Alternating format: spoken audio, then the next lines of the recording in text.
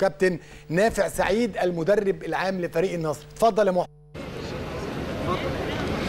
شكرا للزميل العزيز طارق سعده، شكرا لنجوم الاستوديو التحليلي. مشاهدينا الكرام، مستهل مباريات الاسبوع الاول والظهور الاول لنادي النصر في الدوري الممتاز بعد تصدر لسنوات عديده للدوري الممتاز به، ولكن هو ينجح السنه دي للظهور لاول مره في دوري الاضواء والشهره امام طلائع الجيش على ملعب طلائع الجيش. ويسعدنا ان يكون معنا مدرب الفريق الكابتن نافع السعيد. كابتن نافع، يعني اكثر من 3 سنوات او 4 سنوات متصدرين في الممتاز به، ولكن السنه دي نجحتوا في الظهور في الدوري. اعتقد يعني سنه اولى بقى دوري ممتاز السنه دي، ونقول هتلعبوا ازاي النهارده امام طلائع الجيش؟ بسم الله الرحمن الرحيم. احنا بقى لنا 5 سنين بننافس، يعني اكتر من 3 سنين، وتعبنا قوي فيهم، ولغايه لما ربنا كرمنا السنه اللي فاتت الحمد لله توج مجهودنا وصعدنا الحمد لله بجداره، يعني الحمد لله.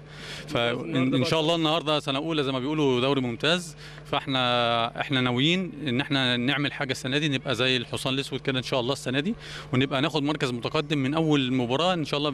بنسعى ان احنا ناخد مركز متقدم في الدوري ان شاء الله.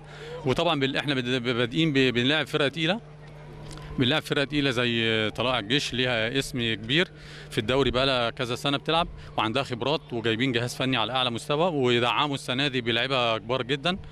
فهم السنه دي يعني متهيألي عندهم طموح للمنافسه السنه دي، فاحنا بنلعب فرقه كبيره عندها طموح للمنافسه، واحنا عندنا طموح ان احنا نعمل سنه كويسه جدا في الدوري الممتاز، وناخد ترتيب كويس قوي في الدوري ان شاء الله. كابتن سيد عيد كان بيعتمد، يعني كنت بتابعكم كذا سنه في الممتاز به، بيعتمد على مجموعه صغيره من اعمار اللي تتعدى 25 سنه، وبيلعب عليهم ان هم يديهم خبره في الملعب، وكنتوا بتنجحوا.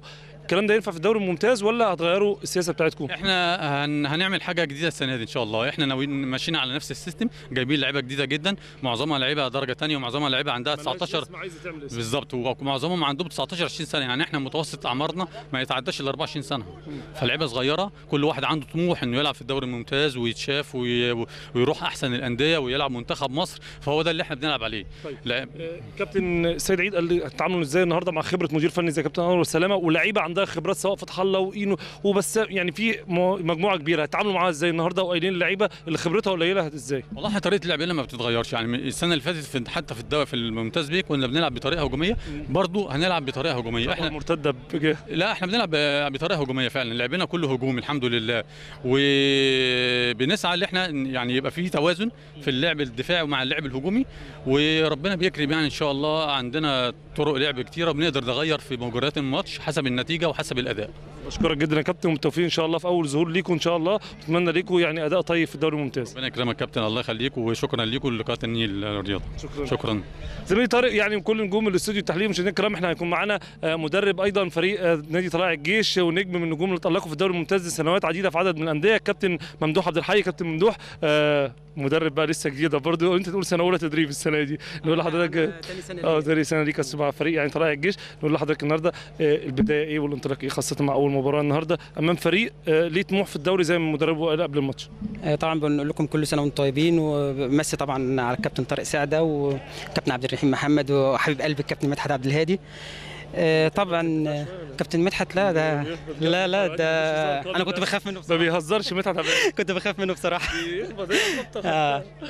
طبعا بدايه موسم، واحنا طبعا اديك شايف التشكيل بتاعنا ما فيش غير بس محمد بسام من المجموعه القديمه بتاع السنه اللي فاتت، المجموعه كلها جديده، عندنا جايبين نجوم كتيره، فكان لازم اداره النادي الحمد لله جابت الكابتن انور سلامه مدرب كبير، ومعاه كابتن احمد العجوز، يعني قدرنا نعمل توليفه كويسه، مستنيين بس في تجانس ان شاء الله الفتره اللي جايه، كل ماتش هتلاقي الفرقه بتزيد.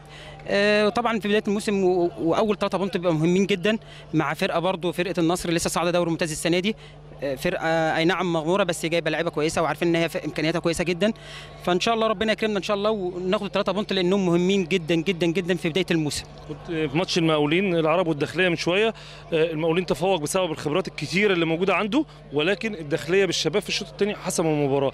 ده ممكن يكون النهارده يحصل معاكم اللي انتوا عندكم خبرات كبيره قوي في الشوط الثاني، وخاصه مع بدايه الموسم تفرق بدنيا معاهم؟ الحمد لله احنا عندنا في معظم اللعيبه خبرات كبيره في الملعب، خبرات في ناس منتخبات، ويعني ان شاء الله احنا عندنا امل كبير ان شاء الله اللعيبه دي ان هي تقدر تحسم المباراه النهارده وتجيب لنا 3 بونت، وبعد كده يعني احنا ناخد مباراه. وانت عارف ان اول مباراه في الدوري بتبقى مهمه جدا جدا لاي فرقه، بتمشي كويس طول الموسم. فان شاء الله البدايه احنا ان شاء الله مأكدين على اللعيبه، واللعيبه عندها الطموح ان شاء الله ان هي تعمل حاجه السنه دي وترجع اسم طلائع الجيش تاني، مش زي السنه اللي فاتت. وان شاء الله هنعمل موسم كويس قوي جدا النهارده السنه دي ان شاء الله. بشكر حضرتك جدا كابتن ممدوح، بالتوفيق وكل سنه وانت طيب بقى بدايه الموسم. ربنا يكرمك. الله يخليك.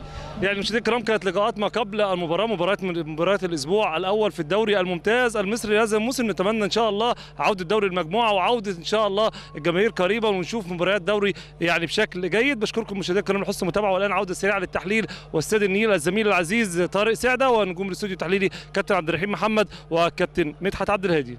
شكرا ليك يا محسن، وخلونا نرجع مره ثانيه واعاده كده للتشكيل علشان نبدا نتوقع الظروف هتمشي ازاي. كابتن عبد الرحيم